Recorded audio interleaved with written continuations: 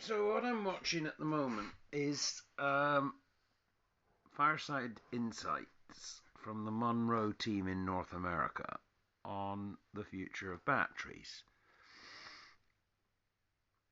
And I've little doubt that you probably think that's a little bit dry as a... Oh, that's so annoying, isn't it? I want to get that up. And in the time I'm doing it, come on. That one. Then do this one. Put your glasses on. Look a bit serious and join the conversation from this corner or top right. I don't know. Where do you want to go? That'll do. So look, I'm going to pitch this idea that 20,000 Nissan Leafs were sold in Great Britain, electric vehicles, initially with a 24 kilowatt hour battery, and now they are shipped with 48, 50 and 60 kilowatt battery capacity, twice as much, because one of the problems was that at 24 kilowatt hour storage you've got half an hour of driving. No, you've got 100 miles of range.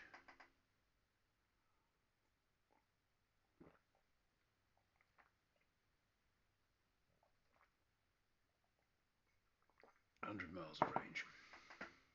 And this was not enough for most UK drivers of Nissan Micra, so Nissan Leafs. So somebody said they're rare. I would not describe that as rare. It might be rare relative to a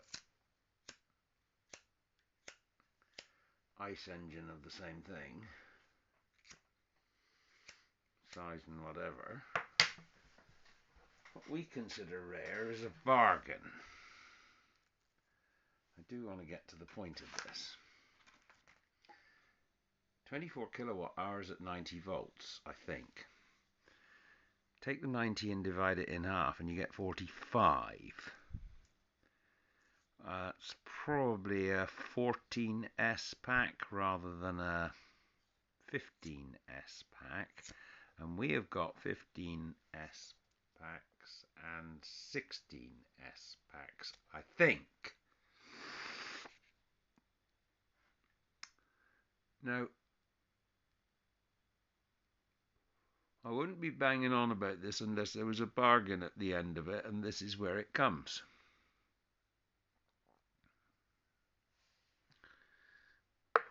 What I know now, not from these guys doing a teardown, but watching other people do a teardown of a Nissan Leaf battery, is that it consists of 4 battery modules.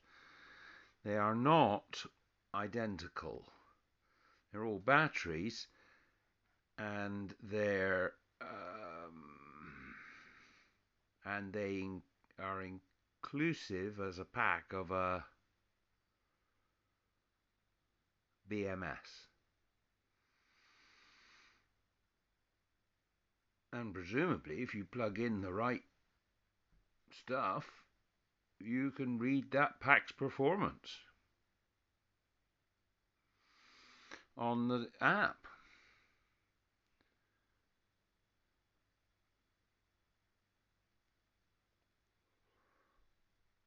But even if you just regarded it as a dumb 45 volt battery,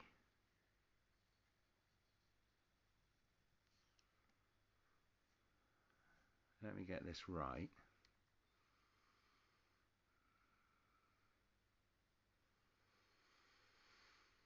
Yes, because I've looked at the wiring diagram, and the way they wire it is not to make it into 200 volts DC. It makes it into, like 2 together and 2 together. The packs. 2 in series, 2 in parallel.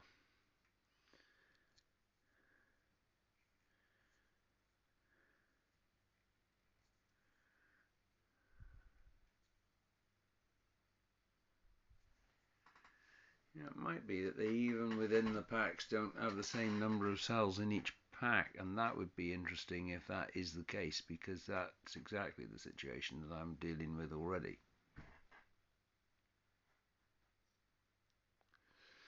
Anyway, the point is the software is already written. I've seen the batteries themselves, 16 for 650 quid.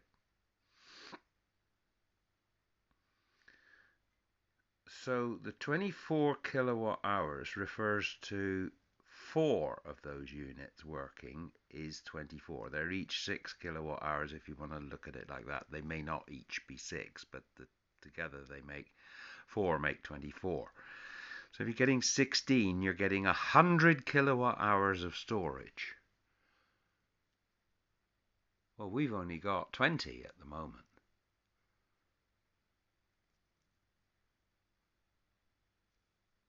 So for 600 quid, I can pick up Nissan car batteries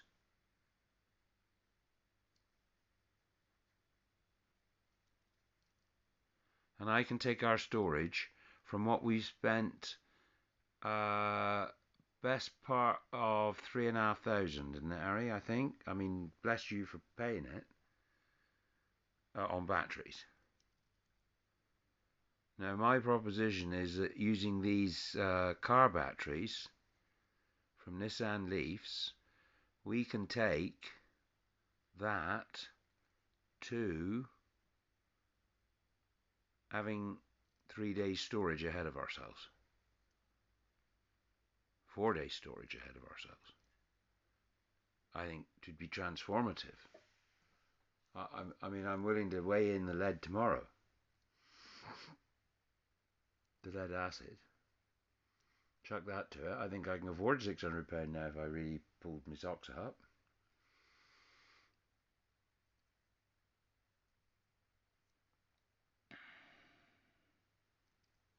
They ain't that big. I mean, they'd fit where the lead acid is now. It'd be an interesting comparison.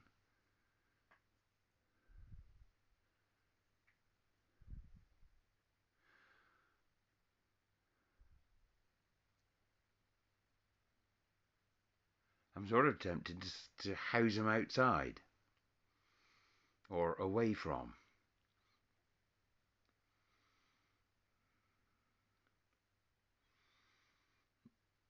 Not on Jenny's shed. Not in Jenny's shed.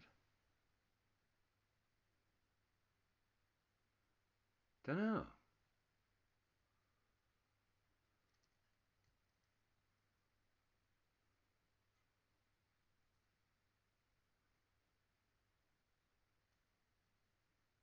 No. No. I mean, look, this is Nissan. All right? You don't hear of Nissan cars bursting into flames. You hear of other things bursting into flames.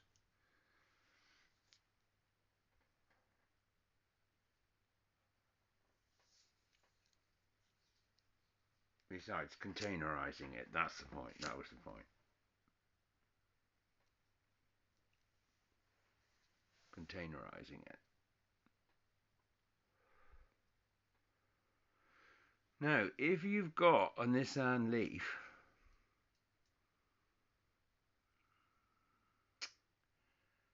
and out of these 20,000 cars, and you've only got one cell to replace within a pack, I have seen a garage in the Midlands offering a £200 fix-it fee for it, subject to availability of cells. Now, I don't know how many cells. I think I said there's 14 or 15 in each pack, and we were getting 16 packs. So the number of cells that you're getting is quite significant. You're getting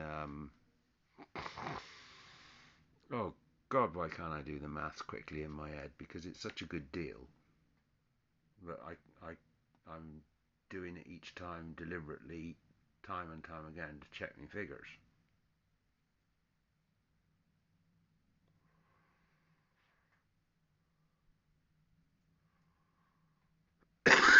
what you're getting for 600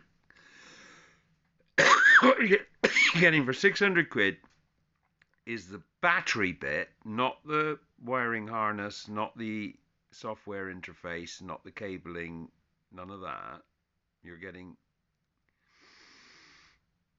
the battery raw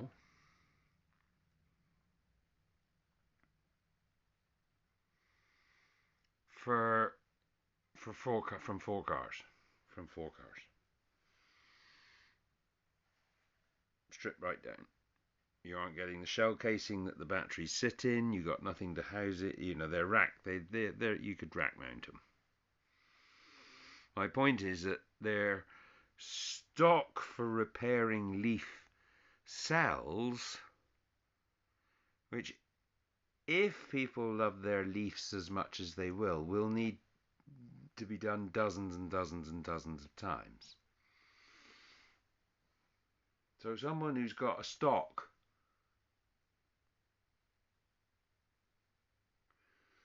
like on the field of study, which is charged up, it's got a history of being used for however long. Somebody even said, like, when you match up these in future, you won't want to buy a new one. You'll want one that's the same age as the rest of the ones in the pack, so that they go down similarly. And apparently people do love their Nissans, do love their Leafs. They're leading the charge on the electric vehicles. The need to have ULEZ exempt and all this. So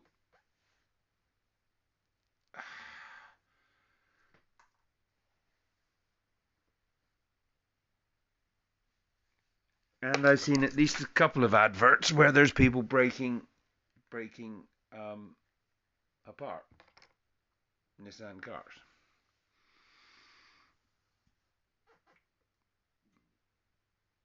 Nissan Leafs. So I got to get a handle on all this, haven't I? I asked AI to do the work for me, but it wouldn't. That's interesting, isn't it? No, I didn't ask it properly. I must come back to that query. Now, should we listen a bit more to these blokes from Munro? Because they talk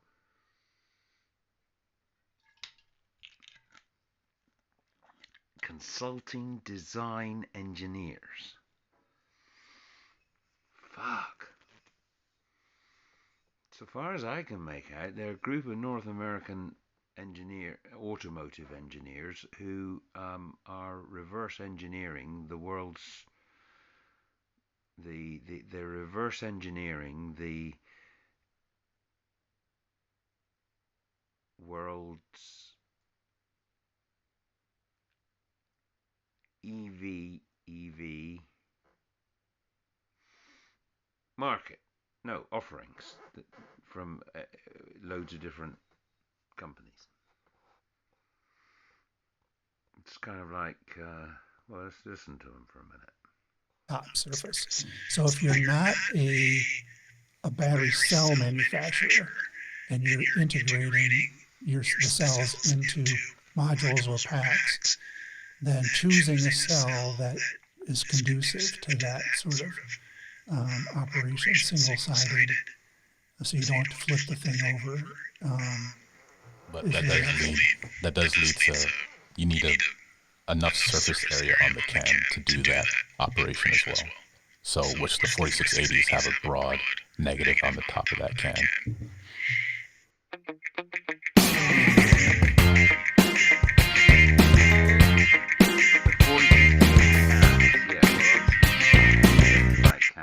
Negative on the top of that can. They bolt together. So we recently took apart a Skywell ET5, I think that was the model number, earlier this year, and tore it right down to the last nut and bolt, including the battery pack. Those were pouch cells. Shifting the conversation from cans to or cylindrical to pouch. Those two had tabs, anode cathode on the top side, and individual modules ganged together to form the entire battery pack. So all that welding was topside work too, so that was value add on their factory floor. Although the particular pack itself pretty much looked like it was put together in a garage, if I have to be brutally honest. But you know, it was functional and it got good reviews. The materials were simple compared to some of the other stuff that we pull apart here. If you look at that on our showroom floor compared to the other versions of packs we have from the different auto manufacturers, it looks a little bit different than those. Yeah, I have a bit of a love-hate relationship with pouch cells. Yeah. The thing though with the pouch cells though is you can get more energy density in the package compared to the cylindrical and the prismatic. However, you need an exoskeleton around that package because really it's a pop tart with terminals on it, and it's a little flimsy, so you have to structurally contain it. Unlike the prismatic, which is a can. As I think a lot of the audience knows that's going to listen to this, and the cylindrical too, which is a can. Okay, good. So let's go to chemistry of the batteries, right? So No, let's stay with the theme. Question from the audience. Prismatic. You can tight fit them. You could have them housed within T-bar steel or aluminium. You could certainly house it within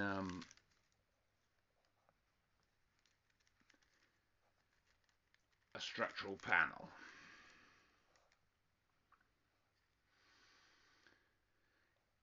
Around which you could build something.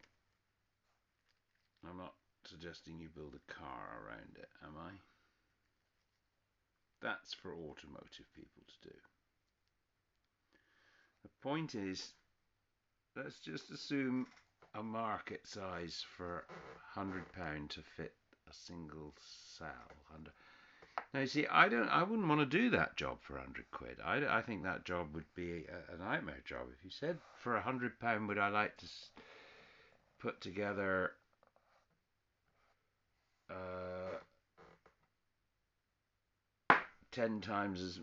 8 times as much storage as I've got already for electricity as a project for £1,000, plus let's add another £500 for switchgear and better crimping tools and wire and stuff, but or doing the job properly, let's put it that way. So at least your setup looks respectable. In a 20-foot container, seriously, is that what you're going to do? Drop one of them off in the yard and have it painted up? Or should I put it in a caravan, the cheapest of cheapest caravans ever I got here, and like put one in and one in the other? No.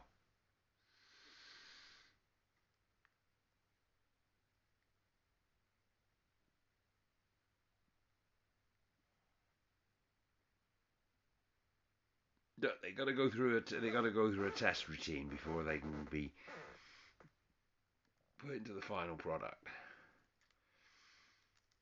So they're slot encasements and whatever, and that's how you test them, and they run on our system, and then when you need the parts inside them,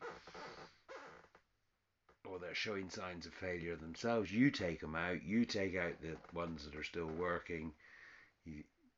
All you got to get rid of is the cell that isn't working in your own, and then you offer for sale the other ones to the people who do them for £150 from somebody else's car, and that's just like, yeah.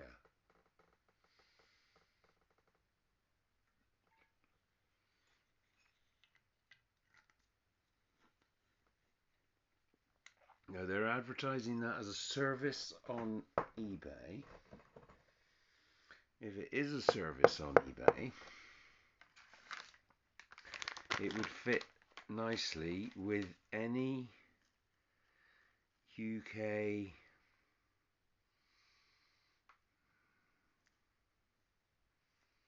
garage that's got a trolley lift jack and a car car lift and a trolley jack that could take out the pack.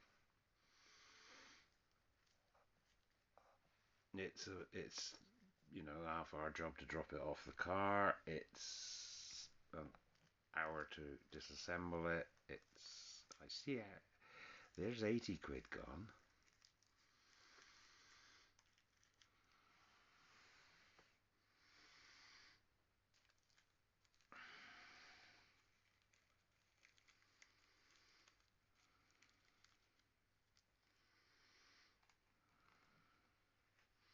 Opening the packs and finding the cell, that's another one. You see, really, you just want the whole C block to come out and return to us. Not return to us. Yeah, I must draw a diagram of it. Reconditioned packs is what we offer,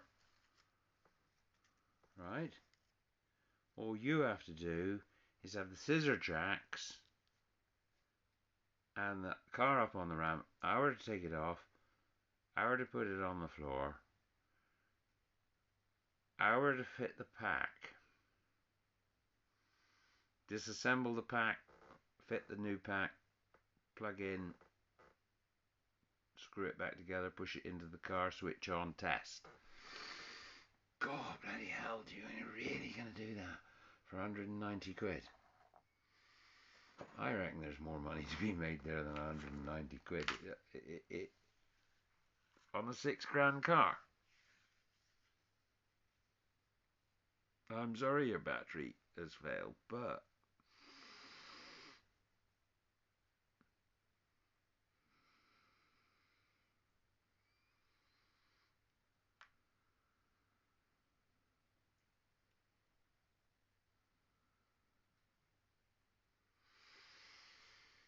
when you put them back, you should put them back with some capacitors in them. Surely. For performance.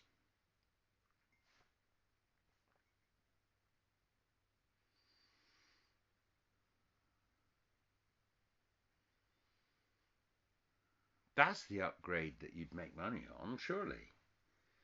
Turn your 100-mile radius car into a bit more of a sporty thing. I mean, I haven't driven one even, and here I am talking like that.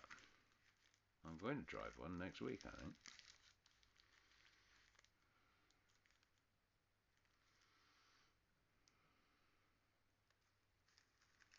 Yeah, I'm going to invest in some more batteries and turn in the ones I got. Or at least I'm going to turn out the ones I got. Because they ain't doing no good there. The place for them, actually,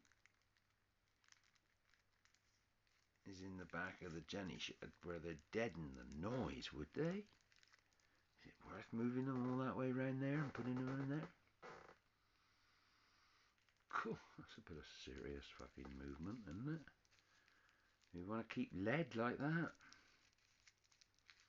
No, because I want the money out of the lead, which is only £330 a tonne, so it's going to be only about half the money towards the new batteries, the new car batteries. I mean, the bloke who's produced the ones on the floor in these 16, price for 16. I gotta see. Right. The reality here is at 1 o'clock in the morning, I've got to make a judgment call on whether I got £600 in the bank or not.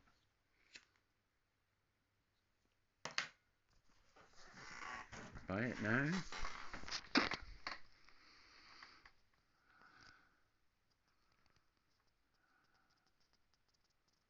Right, it's 3 o'clock in the morning. That's crazy.